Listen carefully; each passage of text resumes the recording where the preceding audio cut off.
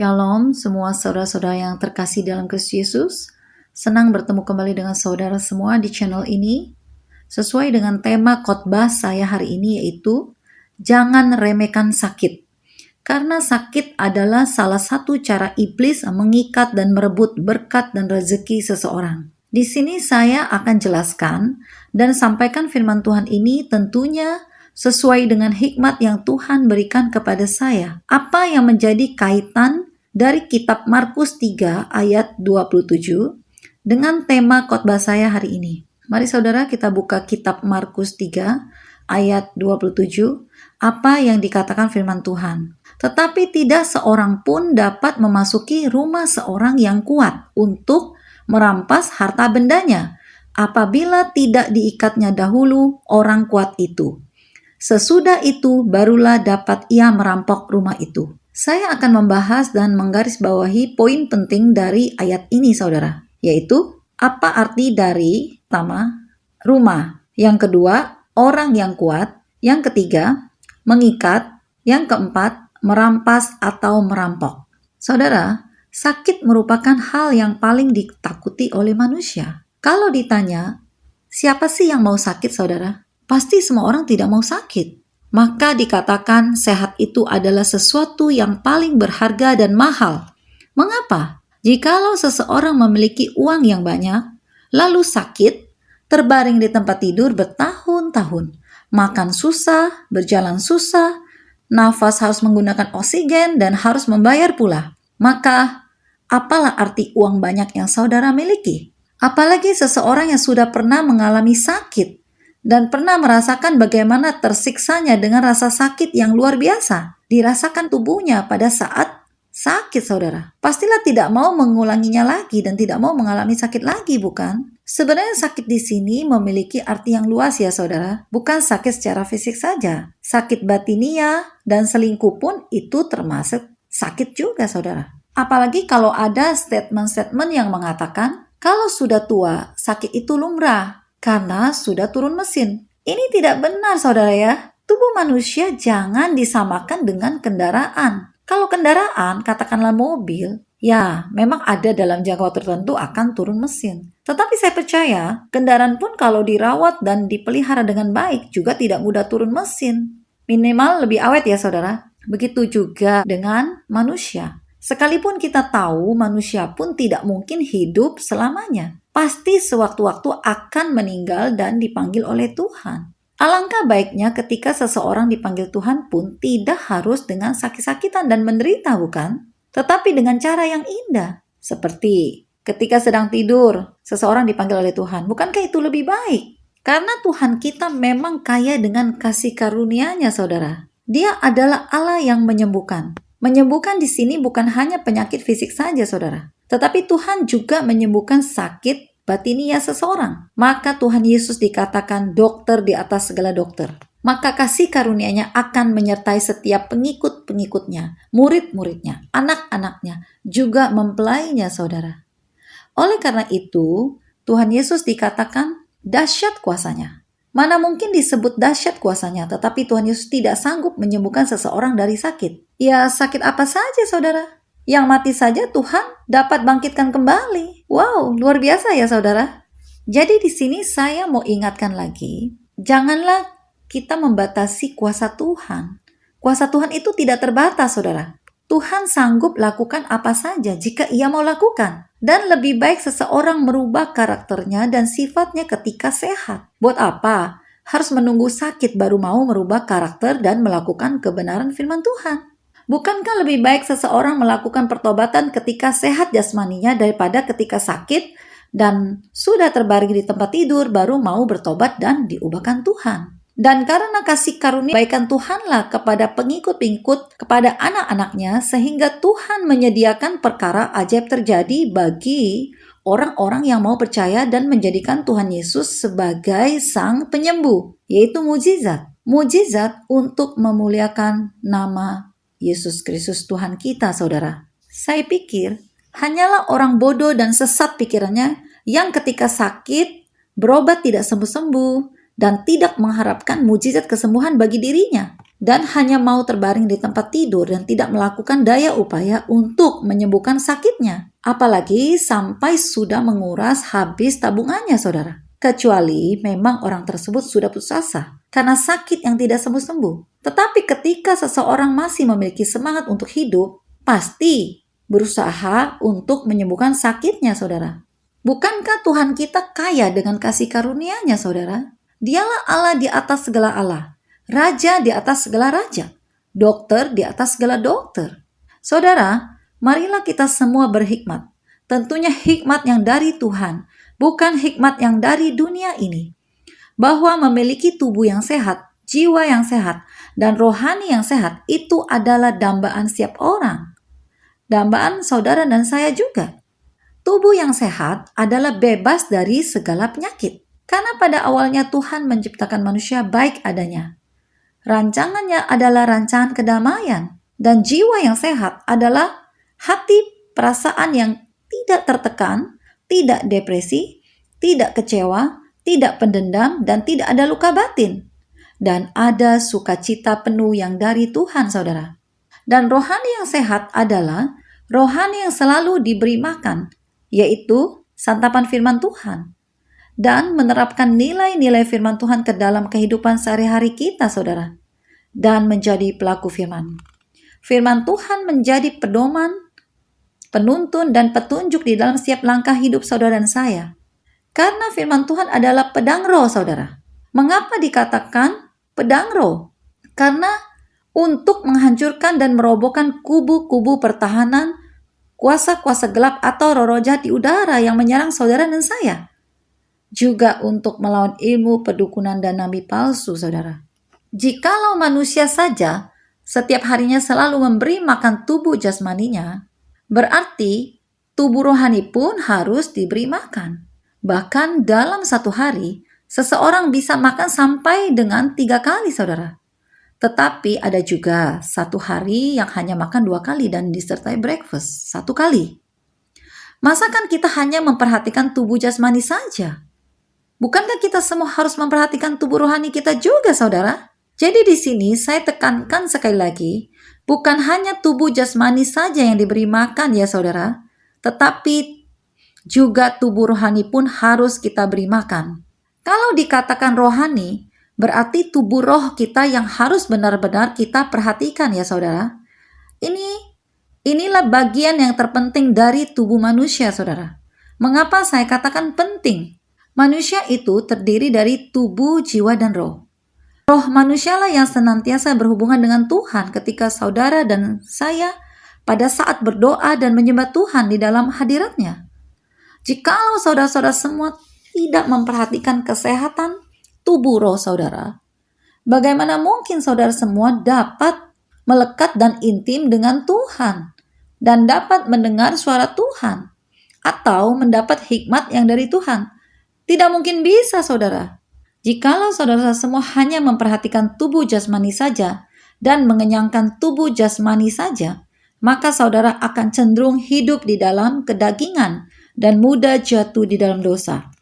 Dan saudara akan banyak menemui kesulitan atau hambatan di dalam menghadapi tantangan hidup ke depan dan seterusnya. Apalagi ini adalah zaman era globalisasi, saudara. Persaingan yang sudah semakin ketat. Dan Tuhan Yesus katakan kepada saya melalui suatu penglihatan melalui anak saya, yaitu segala sesuatu terjadi di alam roh terlebih dahulu, baru di alam nyata. Jadi jelas ya saudara, alam roh menempati tempat yang tertinggi, karena segala sesuatu terjadi terlebih dahulu di alam roh. Saya ambil contoh ya saudara, jikalau seseorang melihat segala sesuatu atau memandang segala sesuatu hanya dengan kasat mata, berarti orang tersebut akan sulit memiliki iman yang dewasa atau naik level. Karena hanya melihat yang terlihat dengan mata saja. Ia tidak melihat di balik itu apa yang telah terjadi. Saya ambil contoh lagi. Seseorang yang melihat suaminya selingkuh, langsung mengambil keputusan berpisah atau cerai. Istri tidak dapat melihat apa yang menyebabkan suaminya selingkuh. Apa yang telah terjadi di alam roh, sehingga suaminya selingkuh. Ini yang harus saudara pahami. Dan iblis atau kuasa gelap atau roh jahat di udara bekerja terlebih dahulu melalui alam roh saudara. yaitu alam yang tidak kelihatan oleh mata manusia, dengan melempar kutuk, kesialan, sakit penyakit kepada manusia, melalui roh manusia, lalu jiwa, dan kemudian berdampak kepada tubuh jasmani manusia, sehingga mengalami sakit pada organ tubuhnya, saudara. Mari kembali kita buka kitab Markus 3 ayat 27. Tetapi tidak seorang pun dapat memasuki rumah seorang yang kuat untuk merampas harta bendanya, apabila tidak diikatnya dahulu orang kuat itu. Sesudah itu barulah dapat ia merampok rumah itu. Jadi saya akan jelaskan maksud dari yang pertama. Rumah dari Markus 3 ayat 7 adalah rumah mengartikan segala keberadaan seseorang, yaitu usahanya, pekerjaannya, keluarganya, istrinya, suaminya, juga anak-anaknya, hubungan suami dan istri atau hubungan kasih mula-mulanya. Yang kedua, orang yang kuat. Artinya, orang yang berperan penting atau dominan di dalam keluarga atau yang menjadi tiang doa bagi keluarga. Kuat berarti hidup kudus, memiliki pertahanan iman yang kuat, hidup benar, hidup di dalam kebenaran firman Tuhan. Yang ketiga, mengikat berarti membelenggu dengan melempar roh-roh dunia untuk melempar penyakit dan kutuk, kesialan, dan lain-lainnya. Keempat, merampas atau merampok berarti merebut berkat-berkat rezeki dan damai sukacita seseorang. Maka dikatakan di dalam firman Tuhan tersebut, seorang yang kuat baru bisa dimasuki rumahnya dan dirampok atau dirampas harta bendanya oleh iblis atau roh jahat, kalau orang yang kuat itu diikat terlebih dahulu. Kuat di sini maksudnya kuat secara rohani ya saudara. Artinya seseorang yang memiliki rohani yang kuat, yaitu orang yang hidupnya kudus, hidup benar, melakukan firman Tuhan, jaga hati, punya karakter Kristus, suka berdoa, suka menyembah Tuhan, itulah yang dinamakan kuat saudara. Jadi di sini bukan kuat secara fisik ya saudara, arti konteks kalimat tersebut. Dan bagaimana iblis atau roh jahat mengikat orang yang kuat tersebut? Yaitu dengan melempar roh dunia kepada seseorang yang dituju, yaitu roh khawatir. Khawatir di sini adalah khawatir dalam segala hal, tidak mengandalkan Tuhan. Lalu melempar roh zina, roh serakah, roh amarah atau emosi, roh kecewa, roh keluh kesah atau tidak mengucap syukur, roh depresi, roh iri hati, roh kepahitan atau dendam. Maka pada saat itulah roh seseorang akan terbuka dan ada celah bagi iblis untuk menguasai pikiran dan perasaan orang tersebut. Dan pada saat pikiran dan perasaan seorang sudah mulai dikuasai oleh roh-roh jahat atau kuasa gelap, maka orang tersebut akan dilempar penyakit saudara. Mungkin sakit kolesterol, darah tinggi, lalu stroke mungkin, diabetes, ginjal, jantung, kanker. Terkadang iblis di dalam melempar penyakit juga menyesuaikan habit atau kebiasaan orang tersebut di dalam mengkonsumsi atau memilih jenis makanannya. Seperti contoh, jika seseorang suka makan jeroan, maka iblis akan melempar sakit kolesterol, sakit jantung, dan stroke. Jika seseorang suka merokok, maka iblis akan melempar penyakit kanker paru-paru. Jika seseorang suka nonton video atau majalah porno, maka iblis akan melempar roh zina dan penyakit selingkuh, free sex. Jika seseorang suka dengan pedas dan asam-asam, maka iblis akan melempar penyakit radang usus atau kanker usus atau mungkin asam lambung. Jika seseorang suka dengan manis-manis atau terlalu banyak mengkonsumsi manis seperti gula, kue yang manis, maka iblis akan melempar penyakit diabetes atau penyakit gula, saudara. Jika seseorang suka marah-marah, emosi, memiliki temperamen tinggi, maka iblis akan melempar penyakit darah tinggi, saudara. Jadi kesimpulannya di sini, iblis bekerja menyesuaikan antara alam roh dan alam nyata, saudara. Artinya, alam roh berkorelasi atau berkaitan erat dengan alam nyata. Tetapi ini semua tidak mutlak harus terjadi seperti yang saya sebutkan di atas tadi. Mengapa tidak mutlak, saudara? Karena alam roh tidak dibatasi ruang dan waktu. Iblis dapat juga melempar penyakit walaupun tidak ada kaitan dengan habit buruk seseorang. Seperti contoh, seseorang yang tidak pernah merokok, tetapi tetap saja orang tersebut terserang penyakit kanker paru-paru dan kronis, saudara. Dan bahkan sudah masuk stadium 4B. Dan ini ada dalam pelayanan saya. Dan belum lama ini, saya pun ada mendoakan seseorang di mana sejarah orang tersebut tidak pernah merokok, tetapi mengalami sakit kanker paru-paru. Jadi setiap batuk ada dahak atau reak di dalam dada yang cukup banyak dan tidak bisa keluar. Atau batuk kering, saudara. Dan ketika batuk, sangat merasakan nyeri di dada. Dan biasanya kanker paru-paru ini disertai demam karena telah terjadi infeksi pada paru-paru. Dan gejalanya biasanya pada salah satu kakinya terjadi pembengkakan dan sulit untuk berjalan. Tubuhnya cenderung kurus, tidak nafsu makan. Dan saya temukan kepada kedua orang yang saya layani. Kedua-duanya memiliki gejala yang sama, saudara. Yaitu pada salah satu kakinya ada pembengkakan dan sulit untuk berjalan. Saya juga pernah mendoakan seseorang yang sakit kanker usus, padahal dia bukan penyuka pedas atau asam, atau suka makan makanan yang tidak higienis mungkin. Tetapi tetap saja terkena kanker usus. Dan saya pun pernah mengalaminya, saudara. Jadi sekali lagi saya mau sampaikan, alam roh itu tidak dibatasi ruang dan waktu ya, saudara. Iblis melalui perdukunan dapat mengirim penyakit apa saja, sekalipun tidak ada kaitan dengan habit buruk pada makanan. Jadi mutlak iblis melempar penyakit melalui roh-roh dunia atau kedagingan, hawa nafsu duniawi, saudara. Tetapi sebaiknya mengkonsumsi makanan apapun tidak boleh terlalu berlebihan. Itu tetap tidak sehat kalau terlalu banyak, saudara. Dan gunakan semboyan ini, saudara. Makan adalah untuk hidup, bukan hidup untuk makan. Karena kalau hidup untuk makan, maka seseorang akan hidup kedagingan yang berlebihan dan makan yang berlebihan, yang akan menuai kepada kebinasaan.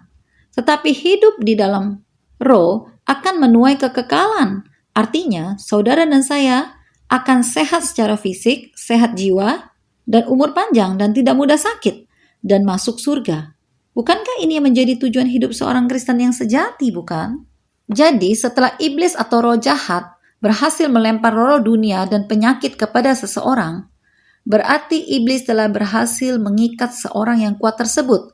Barulah setelah itu dapat dirampok harta bendanya, saudara. Merampok harta benda di sini artinya merebut dan memindahkan secara alam roh berkat dan rezeki seseorang kepada orang lain. Inilah istilah dunia yang mengatakan tarik rezeki, saudara. Seseorang yang kuat di dalam Tuhan, rezekinya atau berkatnya tidak dapat ditarik oleh iblis dan tentunya melalui ilmu perdukunan, saudara. Jadi ketika seseorang memiliki usaha, pekerjaan, karir yang baik, tiba-tiba harus berantakan, menurun omset penjualannya, bahkan mengalami suatu kerugian alias bangkrut, saudara. Ini diakibatkan seorang owner, katakanlah ia seorang presiden direktur pada sebuah perusahaan, telah salah di dalam mengambil suatu keputusan atau menentukan kebijakan, atau salah di dalam menganalisa, saudara, sehingga perusahaan mengalami suatu kerugian, bahkan kerugian besar. Contoh, yang pertama, seorang pimpinan atau pemilik perusahaan seharusnya tidak menyetok atau mengimport barang dalam kuantiti yang terlalu banyak karena market mungkin sedang sepi atau mungkin keadaan finansial perusahaan yang sedang menipis karena banyaknya pengeluaran. Tetapi karena telah menyetok barang overload atau over capacity sehingga barang menumpuk. Sedangkan penjualan sepi, saudara. Oleh karena suatu keadaan sehingga mengakibatkan hutang dan harus membayar bunga bank. Yang kedua, di dalam produksi barang terjadi kelalaian pada karyawan bagian produksi sehingga menimbulkan kerugian pada perusahaan. Dan yang ketiga, terjadi kebakaran pada usahanya atau pabriknya dan bangkrut karena mengalami kerugian yang cukup besar sehingga tidak mampu memproduksi barang kembali. Dan yang keempat, ada kompetitor lain yang masuk di market atau pasaran dengan produk sejenis yang lebih berkualitas, lebih unggul dan lebih baik. Sehingga produk yang dimiliki tidak dapat bersaing lagi dan mengalami kerugian besar karena harus menggaji karyawan dan biaya perusahaan yang cukup besar. Sehingga profit atau keuntungan yang didapat tidak sesuai dan tidak dapat mengcover biaya-biaya pada perusahaan. Jadi saudara, kesimpulan atau analisa di atas pada mulanya terjadi di alam roh terlebih dahulu. Atau iblis menyerang di alam roh terlebih dahulu. Barulah timbul atau terjadi masalah-masalah seperti yang saya sebutkan di atas. Saudara, kita sebagai Kristen yang dewasa rohani, harus benar-benar mengerti bagaimana cara kerja iblis di alam roh dan alam nyata. Karena saling berkaitan satu sama lainnya. Saudara harus meminta hikmat kepintaran kepada Tuhan, agar saudara betul-betul menyadari bahwa kekudusan melekat dengan Tuhan itu sangat-sangat penting di dalam menjalankan kehidupan di dunia ini.